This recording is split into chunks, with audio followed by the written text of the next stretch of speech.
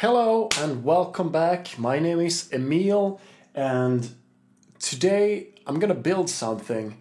I am in need of a looper, not a looper pedal, but a loop so I can control all my overdrives and delays and stuff like that.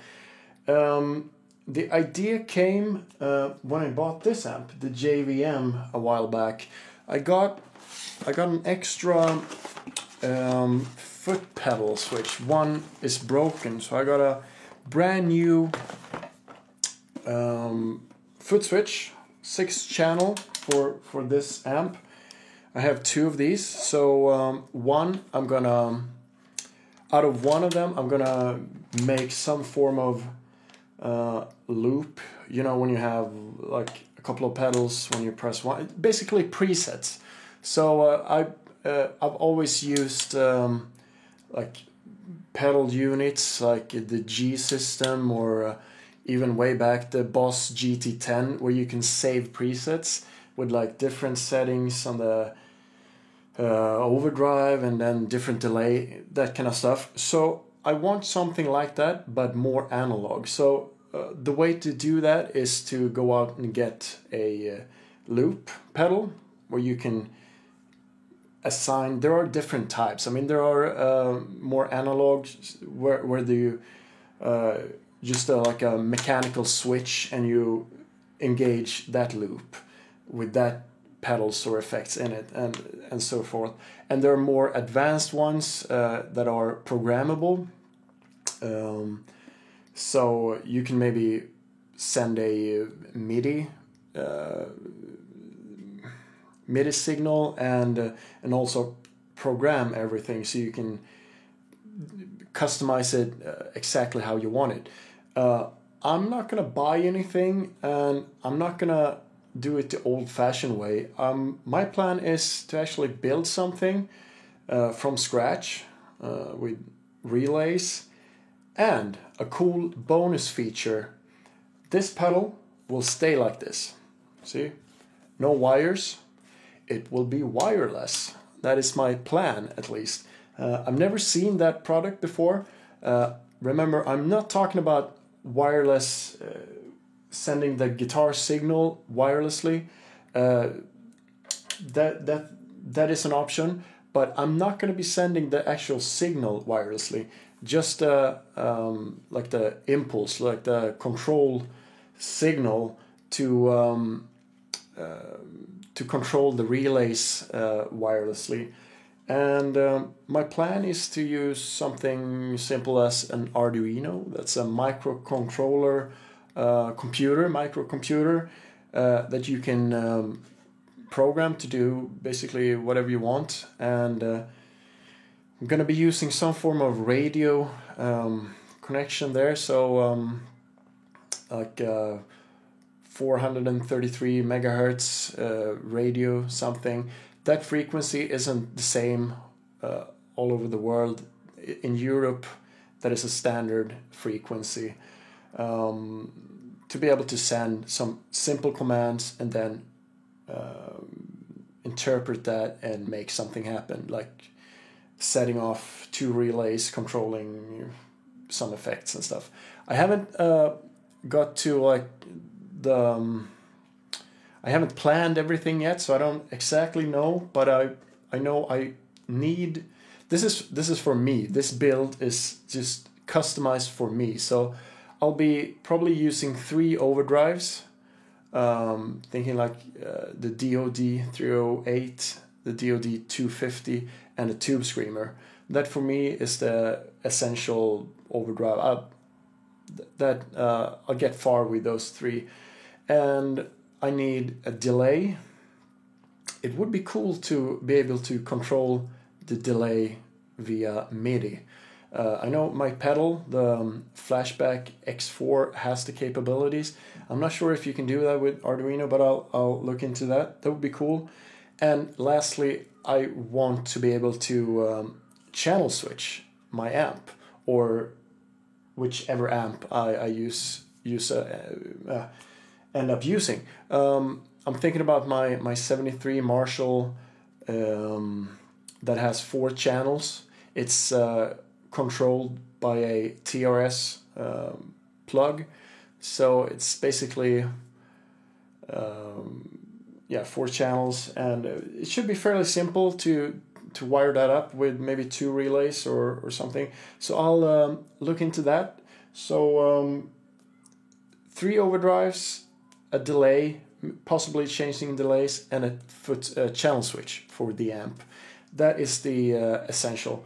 So and the cool part is I think I might even get a better result noise-wise because I'm leaving the pedals and everything very close to the amp and try to separate all the electronics like the radio, Arduino stuff from the signal path.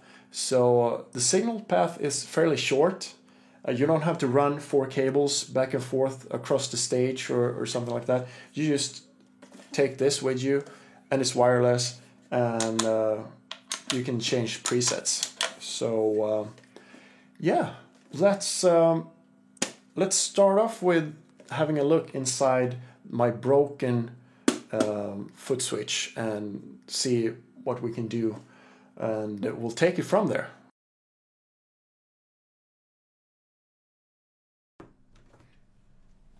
Alright, so this is what it looks like inside. You can see all fake switches and PCB with connectors, some LEDs, and yeah, this connector don't really want to play. Oh, there we go. Okay. This is the top side. You can see when you switch, it's just pushing down on the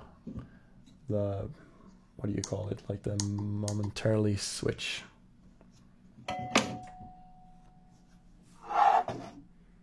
Okay, as you can see here, someone's clearly been trying to mess around with this, trying to fix it. I don't know what's going on, but it looks like a mess in there. So this thing is, I think, beyond repair, and let's scrap it.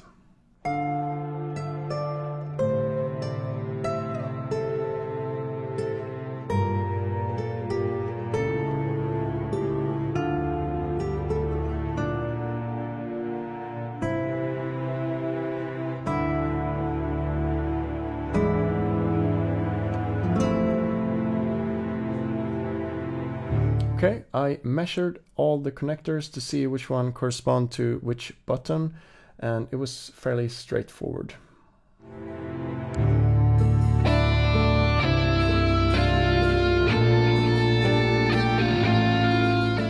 Okay, this is the Arduino I'll be using for this project. Right there, and you can see the battery packs, 2 lithium-ion batteries, and the charging circuit. USB from a cheap power bank. Sit right there, would be pretty cool. Actually, and this is the relay board I'll be using for all the switching. This is the Arduino for the receiver, and the radio for the receiver.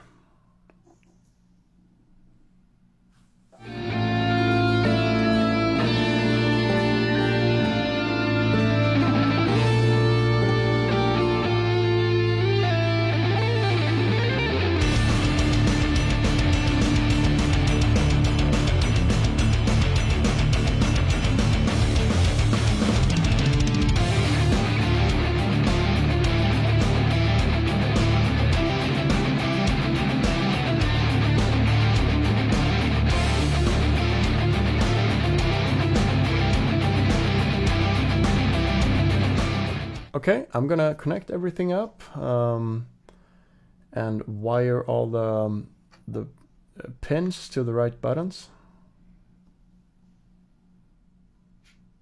As you can see, I'm using just regular jumper wires.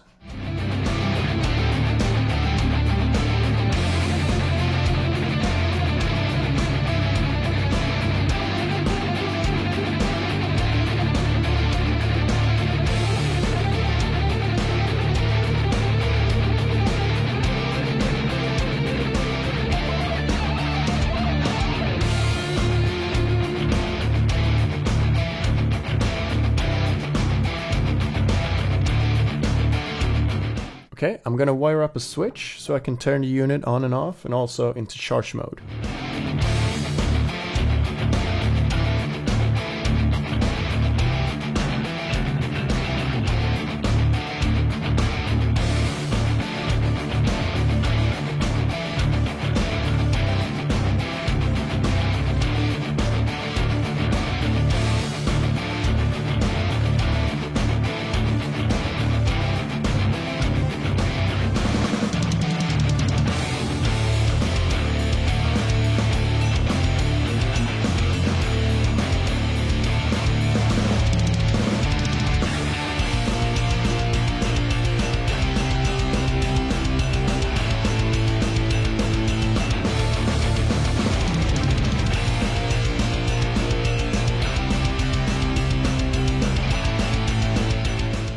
Okay, I have everything hooked up, and you can see the switch goes to the positive side through a LED, so I can see if the unit is on or off.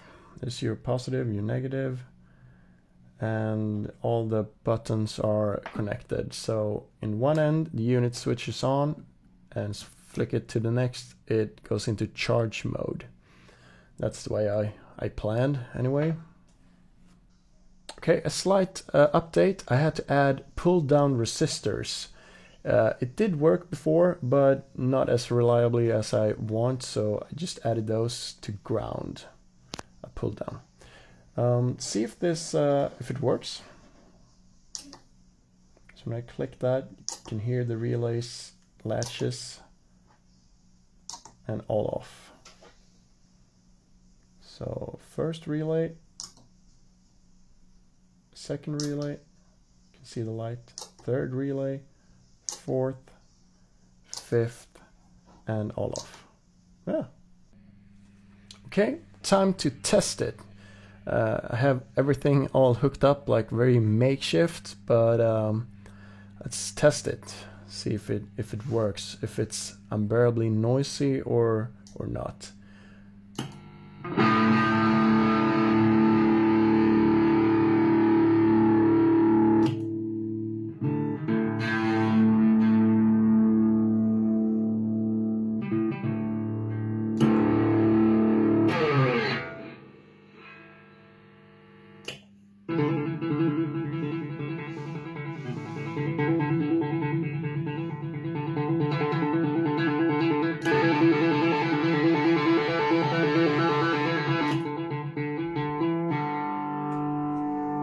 So yeah, I'm holding the camera with one hand and trying to make sounds on the guitar with the other one, so I can't really play anything, but it proves everything works, and actually less noise than I thought. So successful test. Okay, so after the short test, I know that it's working, no hum or no noises or anything. So it actually works better than I thought. So the way I'm doing this is, so the signal comes in through the white wire, the middle terminal. Okay, so that's your relay's middle terminal. And as you can see here, signal goes in. If the relay is off, the signal just gets sent to the next one and the next one, and then you're out. So so one is going to be the normally open one. It's going to be your effects send, basically. So the first wire is going to the input of the overdrive or the effect, and this one goes to the output of the effects. So then what I'm going to do just underneath here is to jump that terminal to the middle one. So that takes the signal to the input of the next relay. So you can see here, so like that to the next. So it's chained.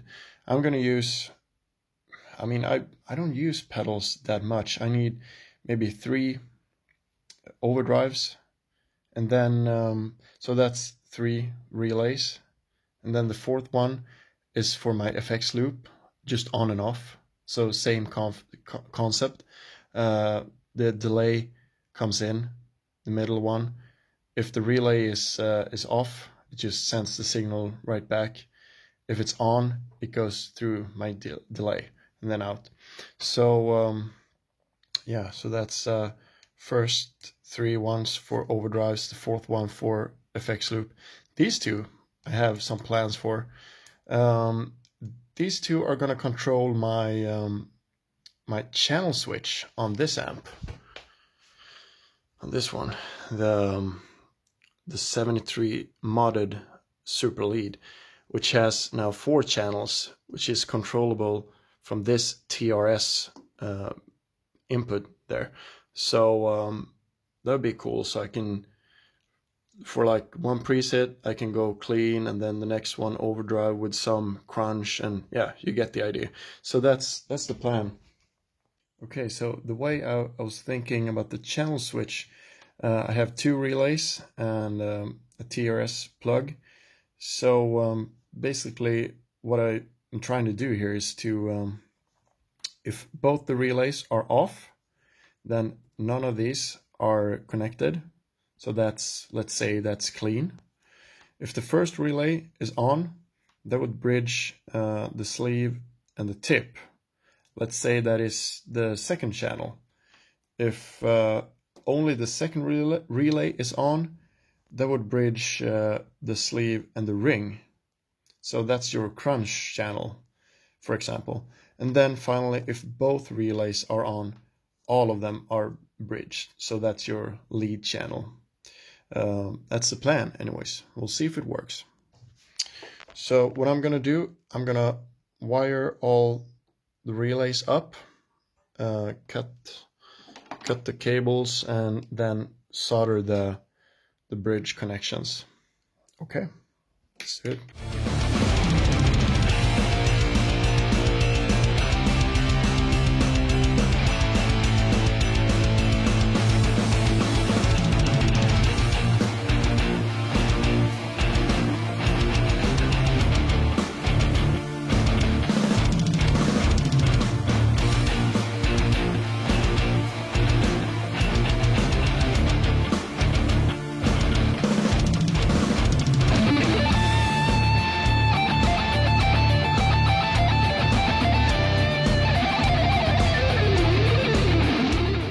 Here you can see the order I want the pedals in, roughly placement, and the board should go somewhere underneath there.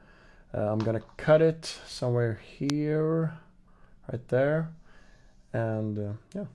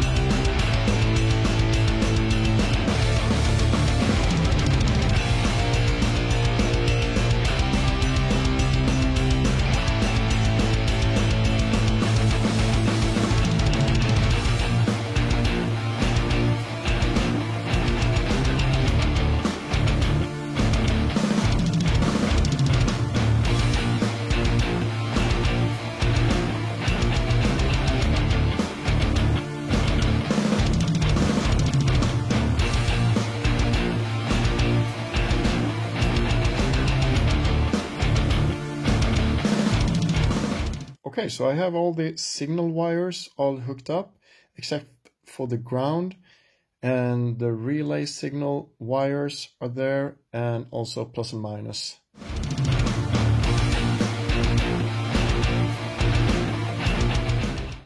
Okay, this is the top side, and I'm just gonna lay these pedals out as I want.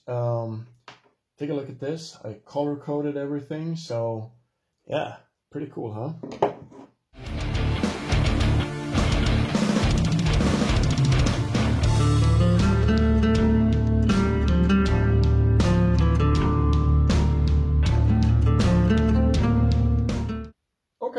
think I'm pretty happy with that.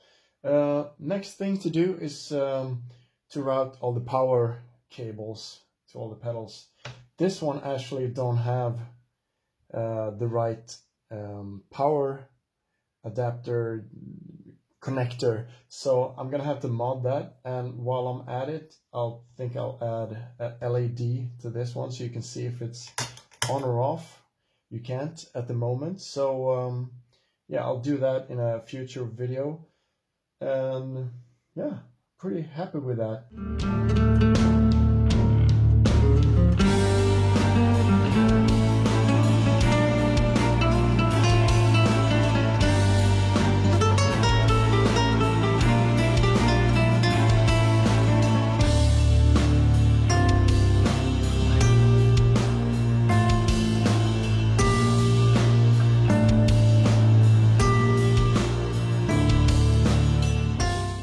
The signal wires and the relay wires are all hooked up. This is the FX loop and channel switching wires, and all the, you can see the ground rail there going. This is the top side with all the signal wires coming through there, and at this end this is the FX loop and channel switching cables. I'll be wiring these up. Time to cut a hole for the voltmeter so I can monitor the battery voltage, so I don't have any unexpected surprises, so I can always see that. So I'm cutting that out. It was more work than I thought. Crappy Dremel tool, I guess.